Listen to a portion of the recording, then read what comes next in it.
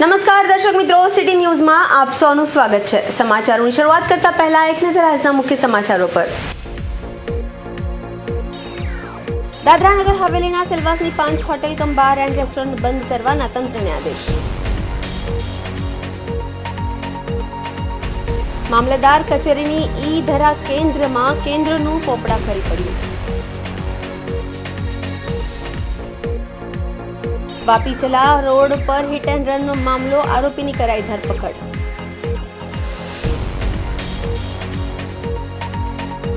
પંજાબના પૂર પ્રભાવિત લોકોને સહાય પૂરી પાડવાની પહેલમાં અલ ખિદમત ફાઉન્ડેશન દ્વારા એક નવી પહેલ। હવે સમાચાર વિગતવાર જોઈએ। દાદરા નગર હવેલીના સેલવાસની 5 hotel cum bar and restaurant બંધ કરવાના તંત્રને આદેશ। દાદરા નગર હવેલીના સેલવાસની 5 હોટેલ કમ બાર એન્ડ રેસ્ટોરન્ટને બંધ કરવાના તંત્રના આદેશ। સેલવાસમાં ફૂડ વિભાગે આકસ્મિક ચેકિંગ હાથ ધર્યું હતું। બહાર અને હોટલમાં જેમાં ગંદકી અને અખાદ્ય પદાર્થને લઈ નોટિસ અપાઈ હતી। જો કે નોટિસ આપ્યા બાદ પણ સેલવાસ પ્રશાસને હોટેલ કમ બાર એન્ડ રેસ્ટોરન્ટને બંધ કરવાનો આદેશ આપ્યો છે। સેલવાસ ફૂડ વિભાગની કડક કાર્યવાહીથી અન્ય હોટેલ સંચાલકોમાં ફફડાટ ફેલાયો છે।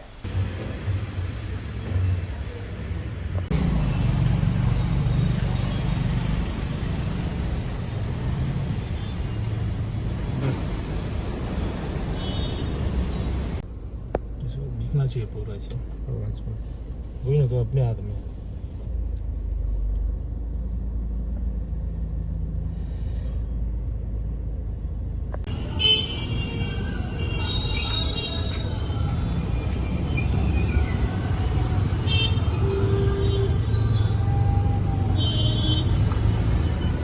ઉમરગામ મામલતદાર કચેરી છેલ્લા કેટલાક સમયથી જર્જરિત હાલતમાં છે। અનેક વખત આ કચેરીમાં છતના પોપડા ખરવાની ઘટના સામે આવે છે। જો કે આજે મામલતદાર કચેરીની ઈ ધરા કેન્દ્રમાં પણ કર્મચારીઓ હાજર હતા। એ દરમિયાન ઈ ધરા કેન્દ્રનું પોપડા ખરી પડ્યું। વલસાડ જિલ્લાની ઉમરગામ મામલતદાર કચેરી છેલ્લા કેટલાક સમયથી જર્જરિત હાલતમાં છે। અનેક વખત આ કચેરીમાં છતના પોપડા ખરવાની ઘટનાઓ સામે આવે છે। જો કે આજે મામલતદાર કચેરીની ઈ ધરા કેન્દ્રમાં કર્મચારીઓ હાજર હતા। એ દરમિયાન ઈ ધરા કેન્દ્રનું પોપડું ખરી પડ્યું હતું। આથી કચેરીમાં દોડધામ મચી ગઈ હતી। જો કે સદનસીબે કચેરીમાં હાજર કર્મચારીઓનો આબાદ બચાવ થયો હતો। મહત્વપૂર્ણ છે કે લાંબા સમયથી કપરાડા મામલતદાર કચેરી જર્જરિત હાલતમાં છે। અત્યારે આ જૂના મકાનના બદલે હવે મામલતદાર કચેરીના નવા મકાનનું બાંધકામ અંતિમ તબક્કામાં છે। જો કે હવે વહેલી તકે કચેરી નવા મકાનમાં સ્થળાંતર થાય તે જરૂરી છે। આ ઘટનામાં સદનસીબે કચેરીમાં હાજર કર્મચારીઓ અને અરજદારોનો આબાદ બચાવ થયો હતો।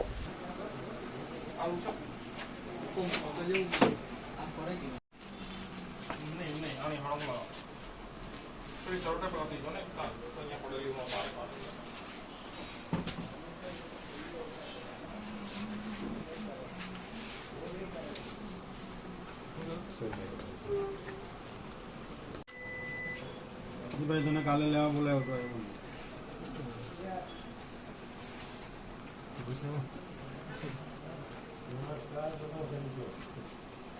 સમાચારોમાં સમય છે નાનકડા વિરામનો। વિરામ બાદ આપ જોઈ શકશો। વાપી ચલા રોડ પર હિટ એન્ડ રનનો મામલો, આરોપીની કરાઈ ધરપકડ।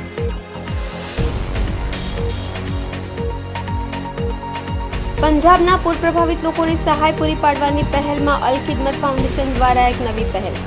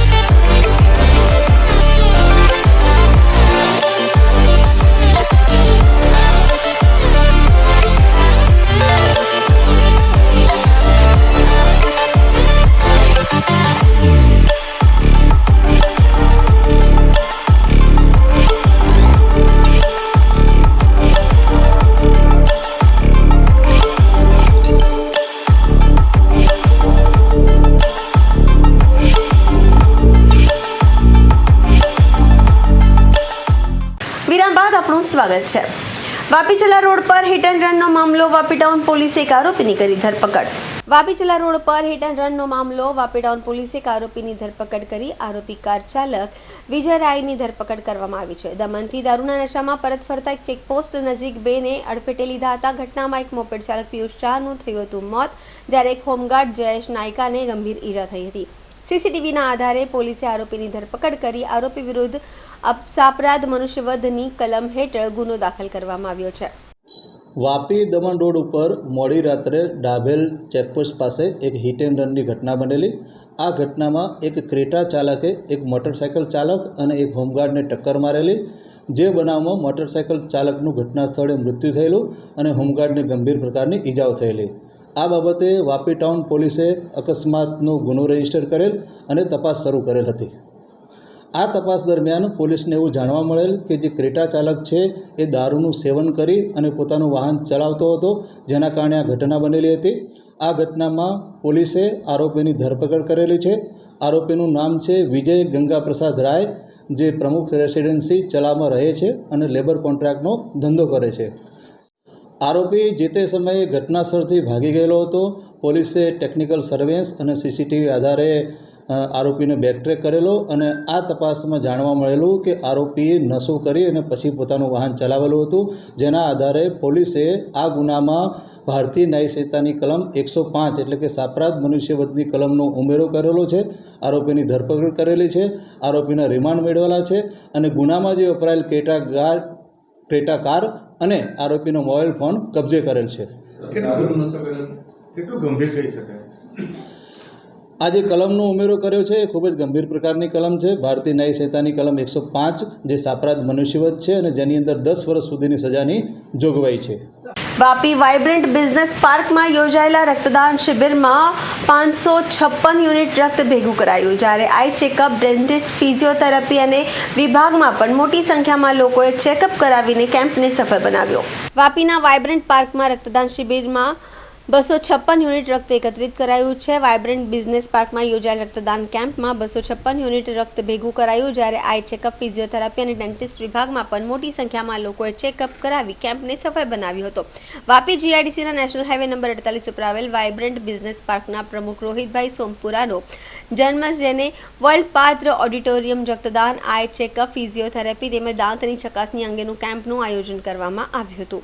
આ કેમ્પની શરૂઆત મુખ્ય મહેમાન તરીકે ઉપસ્થિત રહેલા વાપી વિભાગના ડીવાયએસપી બીએન દવે તેમજ એફઆઈઆઈના પ્રમુખ નિર્મલભાઈ દૂધનીના હસ્તે દીપ પ્રાગટ્ય કરી આ કેમ્પને ખુલ્લો મૂકવામાં આવ્યો હતો, જેમાં મોટી સંખ્યામાં લોકોએ ભાગ લીધો હતો। આ દરમિયાન રક્તદાન કેમ્પમાં 256 જેટલા લોકોએ રક્તદાન કરીને 256 યુનિટ રક્ત ભેગું કરાયું હતું। સાથે 198 લોકોની આંખોનું પરીક્ષણ કરાયું, જેમાં 80 લોકોને ચશ્માનું વિતરણ કરવામાં આવ્યું। સાથે 150થી વધુ લોકોએ ફિઝિયોથેરાપી વિભાગમાં અને 200થી વધુ લોકોએ પોતાના દાંતની ચકાસણી ડેન્ટિસ્ટ પાસે કરાવી હતી। આજના કાર્યક્રમમાં વાઇબ્રન્ટ બિઝનેસ પાર્કના સેક્રેટરી અમિતભાઈ ભટ્ટ તેમજ હોદ્દેદારો અને વાઇબ્રન્ટ બિઝનેસ પાર્કમાં યુનિટ ધરાવનારા મોટી સંખ્યામાં ઉપસ્થિત રહ્યા હતા।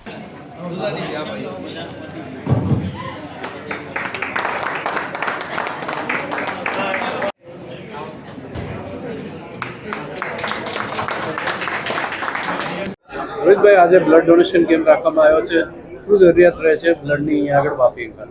અહીંયા ઘણી બધી જરૂરિયાત રહે છે, કારણ કે ઇન્ડસ્ટ્રીયલ ઝોન છે અને હાઈવે પણ છે, કંઈ ને કંઈ એક્સિડન્ટના પ્રોબ્લેમ આવે છે, તો બ્લડ બહુ એક જીવન જરૂરી ચીજ છે કોઈ પણ પેશન્ટ માટે। એટલે અમે પણ દર વર્ષે અહીંયા વાઇબ્રન્ટ બિઝનેસ પાર્કમાં બ્લડ ડોનેશન કેમ્પ કરી રહ્યા છીએ અને લાસ્ટ ટાઈમ પણ કર્યો ત્યારે અમારા 300નો ટાર્ગેટ હતો। આ વખતે પણ અમે 300નો ટાર્ગેટ રાખ્યો છે। સાથે અમે ચશ્માના નંબર ચેક કરીને ચશ્માનું વિતરણ પણ ફ્રી કરવાના છીએ, જેથી ટ્રક ડ્રાઈવરોને ખબર નથી હોતી કે એના કેટલા નંબર છે, તો એ પણ અમે જો આ થઈ જાય તો લાસ્ટ ટાઈમ અમે 150 જણને ચશ્મા આપેલા હતા। આ વખતે હવે કેટલા જણા 150-200 થાય તો એ રીતે અમે ચશ્માનું પણ આયોજન કર્યું છે, ફિઝિયોથેરાપીનું છે, સુગર ચેકિંગનું છે અને સાથે સાથે ડેન્ટિસ્ટનું પણ છે। એટલે જેને જેટલો બેનિફિટ મળતો હોય લોકોને એટલો અમે વાઇબ્રન્ટ બિઝનેસ પાર્ક તરફથી અમારા એક્ઝિક્યુટિવ કમિટી મેમ્બરનો સાથ અને સહકારથી દર વર્ષે અમે આ કામકાજ કરી રહ્યા છીએ। સમાચારોમાં ફરી સમય છે નાનકડા વિરામનો। વિરામ બાદ આપ જોઈ શકશો પંજાબના પૂર પ્રભાવિત લોકોને સહાય પૂરી પાડવાની પહેલમાં અલ ખિદમત ફાઉન્ડેશન દ્વારા એક નવી પહેલ।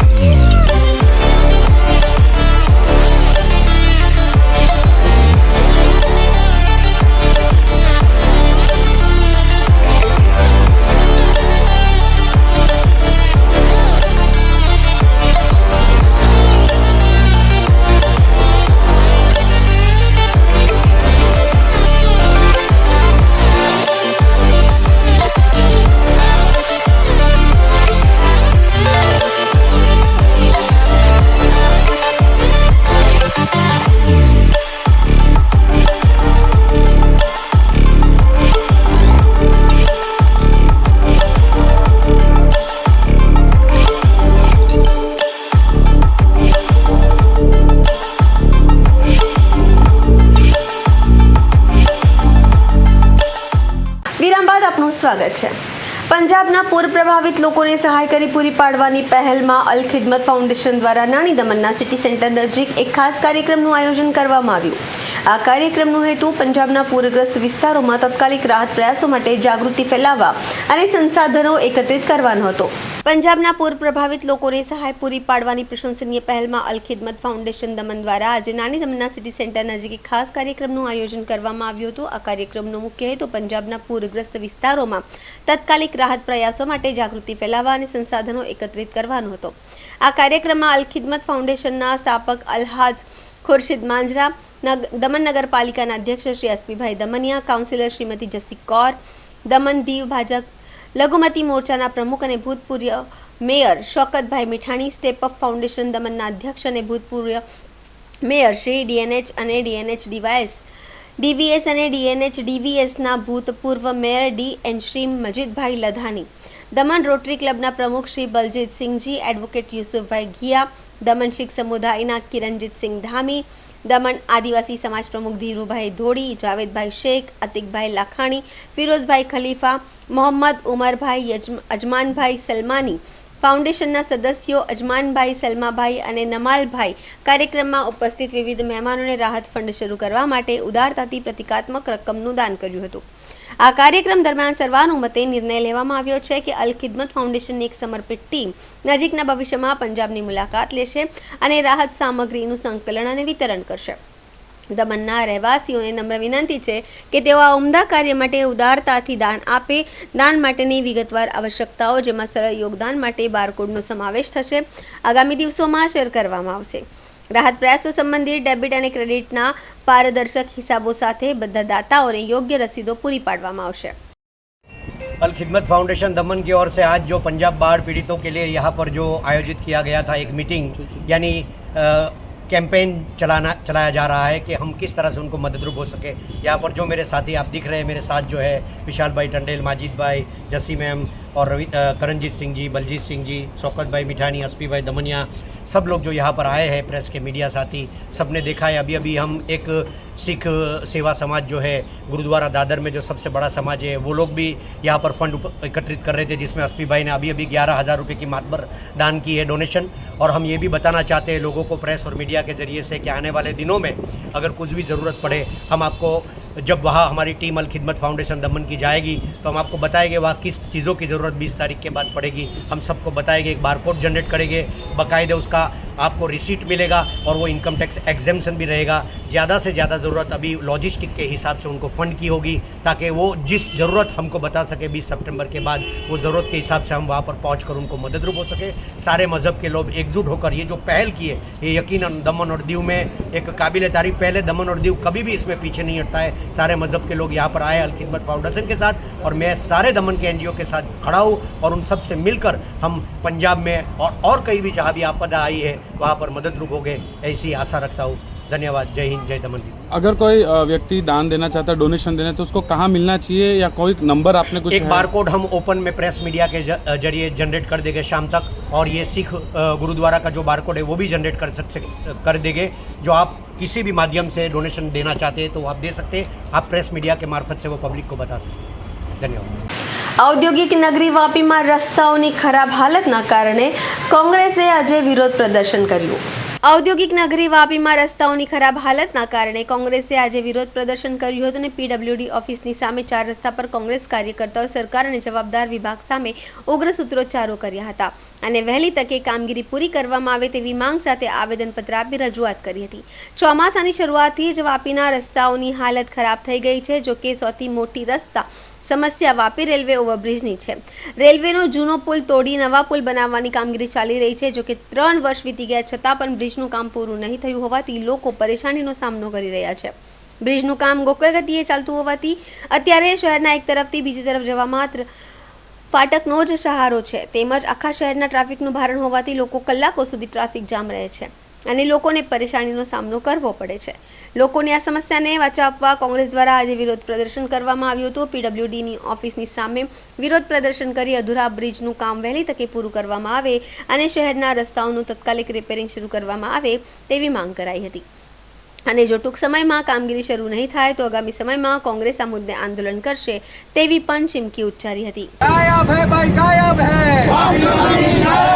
हैरान है भाई हैरान है, तेरी तानाशाही नहीं चलेगी नहीं चलेगी, तेरी तानाशाही नहीं चलेगी नहीं चलेगी नहीं चलेगी, गायब है भाई गायब है, गायब है भाई गायब है, की जनता हैरान है भाई हैरान है, की जनता हैरान है, गायब है भाई गायब है, तानाशाही नहीं चलेगी नहीं चलेगी, अरे बाजो हाय हाय, अरे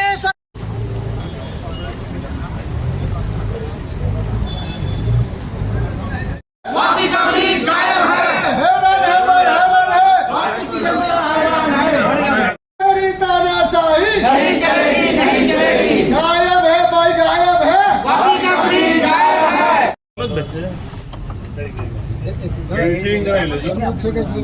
आता कमिश्नर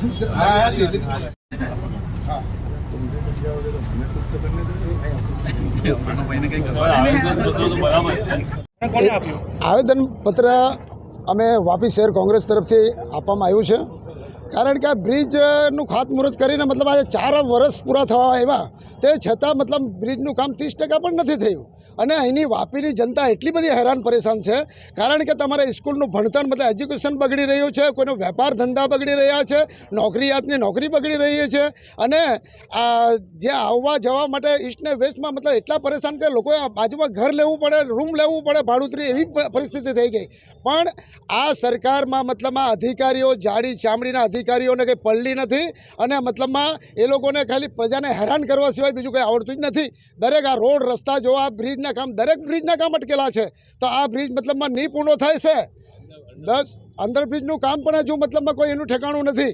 હવે આ મતલબમાં 10 દિવસ એમને અગર 10 દિવસમાં આ ઠેકેદાર દ્વારા જો વધારે પડતું કામ દેખાશે નહીં તો અમે વાપી શહેર કોંગ્રેસ વાપી તાલુકા સહિત અમે મતલબમાં હજારોની સંખ્યામાં આવી એમની ઓફિસે મતલબમાં ઘેરાવ કરશું અને એમની ઓફિસને તાળા મારશું. કારણ કે ઓફિસ રાખીને ફાયદો શું, કેમ કે બ્રિજના કામ જ નહીં કરવું હોય તો આ ઓફિસનું કામ નથી, એટલે અમે તાળા મારશું. આ બ્રિજની શરૂઆત થઈને 4 વર્ષ થઈ ગયા.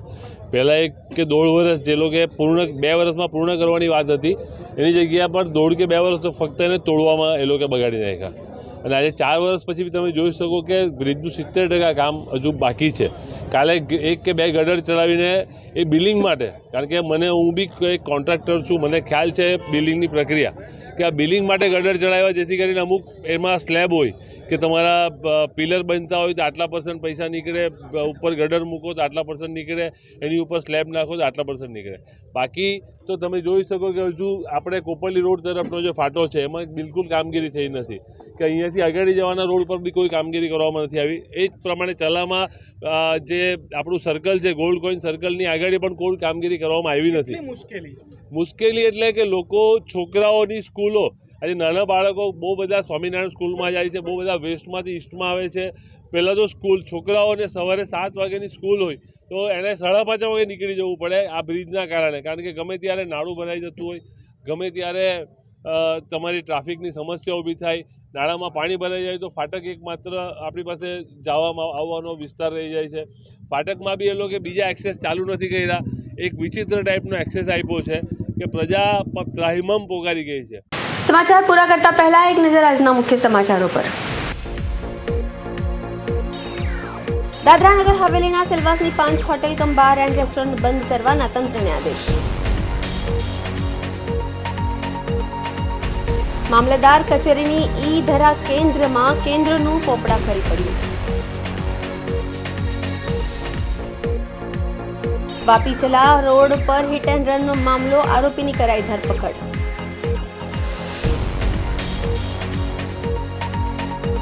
પંજાબના પૂર પ્રભાવિત લોકોને સહાય પૂરી પાડવાની પહેલમાં અલ ખિદમત ફાઉન્ડેશન દ્વારા એક નવી પહેલ. તો આ હતા અત્યાર સુધીના સમાચાર. જોતા રહો સિટી ન્યૂઝ. નમસ્કાર.